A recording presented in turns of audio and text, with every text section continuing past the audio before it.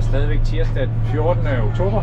Jeg er kommet ud til Skærup og ved at sprøjte glyfosat i efterafgrøden her, hvor der skal være fabriksroer. Og det her stykke her, de får 4 liter glyfosat, 360 grams per hektar, plus ammoniumsulfat og spredt klæbned og pH.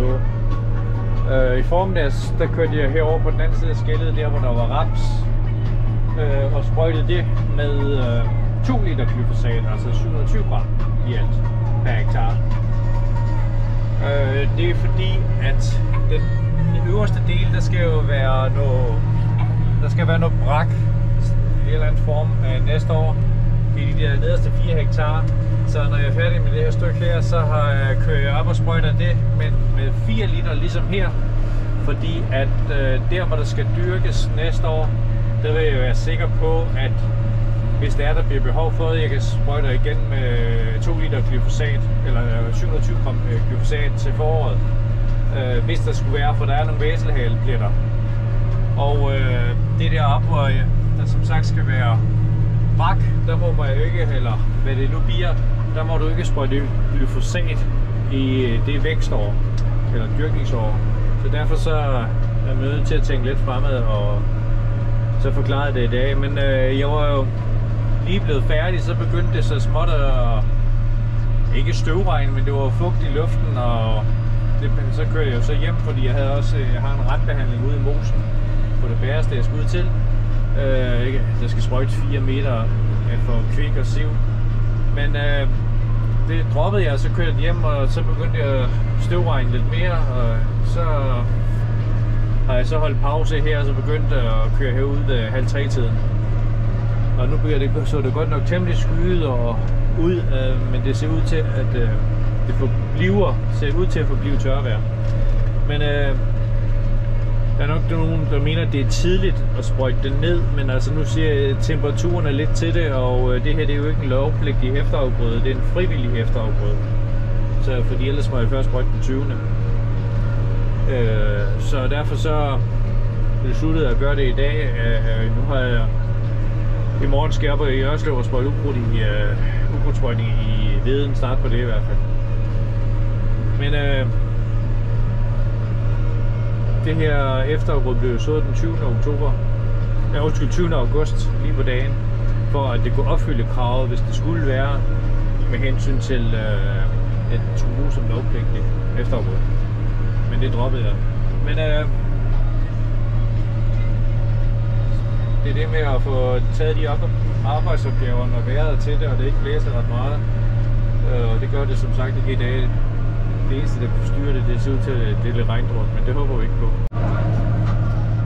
Det er i dag, torsdag den 16. oktober. Jeg er kørt ud til Skærup for at sprøjte det sidste hvede mod ukrudt. Og heroppe på det høje, der trumlede jeg lige hvor jeg kører nu. Fordi det var temmelig leret, og det kan man bare ikke se nu, at med det vand, der kom efterfølgende, det kom jo cirka 5 dage efter jeg såede, så kom der jo 25 mm. Men det der gør sig gældende, det er jo, altså man kan se hvor der er fugtområder på arealet. Der er cirka 4 eller 5 fugtmeter her på det her stykke. At der er så ikke trumlet, og nu er jeg kommet ned i noget her. Og der er trumlet her, men længere inde, der er ikke trumlet. Så det er det samme, som vi så oppe i Ørslev i går. Forresten, jeg kørte jo færdig i Ørslev i går på Uldivej og Dyssevej. Så det er klaret, så jeg kun har det her stykke her, og om på den anden side af Lægehegnet nede mod Sommerhusen. Så det skrider mod enden, og det næste jeg skal til at sprøjte, det er måske lidt mangan i Viden på søndag. Nu lå det koldere nætter her natten til lørdag og natten til søndag. Om det bliver nede ved fryspunkt, det ved jeg ikke, men de lå ned til 3-4 grader. Så derfor jeg foretrækker at sprøjt nu, selvom det blæser lidt mere. Nu er jeg så øget vandmængden til 250 liter per hektar i det her, hvor jeg har kørt med 200 i det andet. 190 liter. Men man kunne godt mærke, at jorden er blevet fugtigere at køre på. Her går det sådan rimeligt, men oppe i Ørslev, det var det, som jeg filmede i går, at der var lidt udfordringer for traktoren, når man kom ind med en sprøjte, der er 6.000 liter væske i. Men det nærmer sig med at få afsluttet ukrudtssprøjtningen. De her 2 arealer, der kan godt være en del enårig rapgræs. Så der har jeg kørt jeg med DFF inden fremspiring på det her og det andet derovre. Og det her, det får så lidt højere Mateodosis. Der er jeg gået fra 0,5 op til 0,7.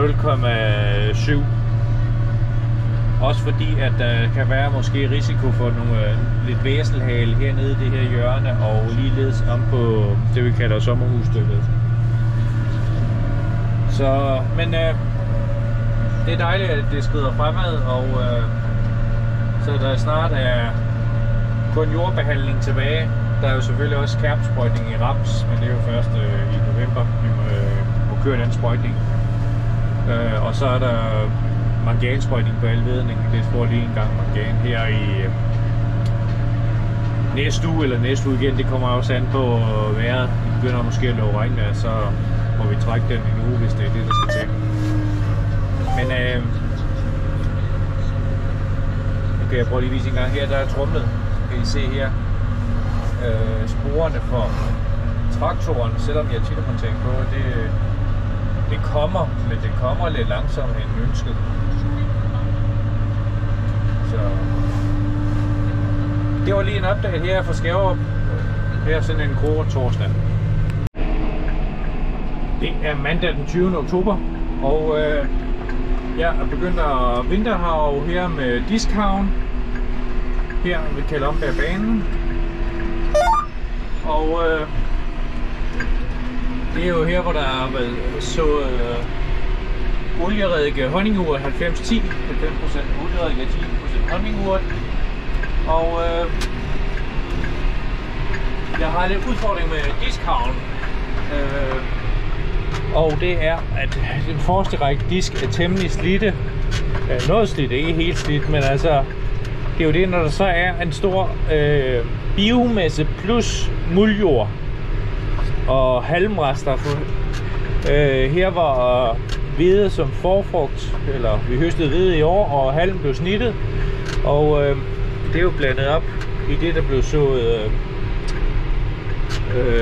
efterafgrødet med diskhavn, så blev det jo blandet op. Så der er noget biomasse her i overfladen, og når afstanden er ikke så stor fra jord til op til der, hvor diskene sidder påmonteret, så skal der ikke mange til, at så kan det godt slæbe nogle gange, og jeg har jo sat den lidt ekstra dybt i, for at håbe, jeg kan nøjes med en gang.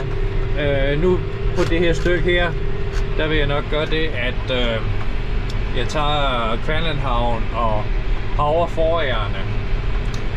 Det lave hernede, det har jeg havre, og vi kan lige prøve at gå ud og se, når jeg kommer hen til hvor meget af det får man med, og hvad får man ikke med. Det man skal huske, det der planen, det er, at vi bare lader det ligge sådan her og vinteren over. Og så vil jeg så nok sprøjte med lidt glyfosat til foråret. Fordi at det jo ikke er vorbyg, som er forfrugten, og vorbyg mange gange, det vil jo dø af lidt frost hen over vinteren, men det gør veden ikke, og veden er jo temmelig stor, kan vi se her. Jeg tror det er noget spildbyg faktisk, det der. Det vil nok dø, men veden her, den er lidt større end det der, vi har sået her for 4 ugers tid siden. Her der har været sådan en rimelig biomasse. Nu kan vi prøve at rode lidt i jorden. Nu lover de jo tørvejr i dag. Jeg har jo faktisk taget det rimeligt. Der kan vi se. Der er lidt rester af en olieredike. At det er nogenlunde skåret igennem, trods alt. Det er lidt bedre, end jeg har forventet, trods alt. Men vi kan jo se her, der har vi jo olierediken og så honningurten ved siden af. Men den her diskhav med den her stilrunder, som pakvalsen hedder, der skal man altså helst køre, når det er nogenlunde tørt, som det er. Eller det skal ikke være meget mere fugtigt, end det er nu, fordi så vil den stoppe. Det man kan se forskellen her på disken her, den her og så de andre disk, der kan man stadigvæk se takkerne lidt her på. Hvorimod de her, der er de runde på den forreste, så de er slidt i hvert fald 1 centimeter mere i yderkanten. Men planen er som sagt at lade ligge til foråret, og så eventuelt give lidt glyfosat, og så såbeshav i det. Så er der nok måske nogen, der spørger, hvorfor ikke bare lade det stå vinteren over. Jeg har det sådan, at hvis vi lader det stå, så er der ikke rigtig noget muld i overfladen. Så vil det være meget længere om at tørre op. Det her, hvis ellers at det bliver nogenlunde vinter, så kan vi jo bare til foråret give som sagt lidt glyfosat, og så køre med såbeshavn en gang. Og så kan vi så i det. Det er jo det, der er planen i hvert fald. Men altså, jeg tør ikke lade det stå, fordi jorden holder meget mere på fugten hen over vinteren. Og om vinteren kommer som regel fugt nok og får lidt tørre i luften, så det vil holde lang tid på fugten. Jorden vil holde lang tid på fugten, så derfor så vil det være dejligt. Og det er kun de her 2 stykker, jeg prøver nu her. Det her, og så på den anden side af banen, det har jeg havet sådan set. Hvor der også var forfrugt, olieredike, honningurt. Så det er dagens stunt her. Og så slutter jeg med at have foran med Kvanlandhavn, fordi der kan godt være lidt kompakt i jorden der. Den her går jo igen godt 5 cm i jorden, 5-7 cm i jorden, vil jeg gætte på. Så det er det jeg prøver på de her 2 marker, som jeg prøver at holde ploven lidt væk fra. Det kan jeg også lade sig gøre. Altså, så vidt jeg ved, så findes der hverken ærerevhale eller væselhale på de her 2 arealer. Så god mandag derude.